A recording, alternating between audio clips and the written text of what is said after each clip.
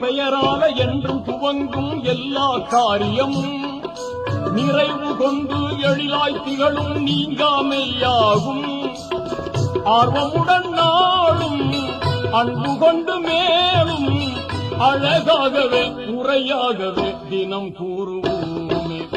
அழகாகவே முறையாகவே தினம் கூறுவோமே.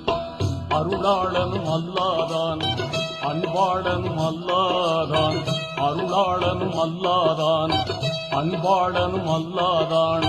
திருநாமம் ஓதிடுவோமே. தீமை நீங்குமே. பொல்லா தீமை நீங்குமே. பிஸ்மில்லா என்று ஆரம்பம் செய்யுங்கள்.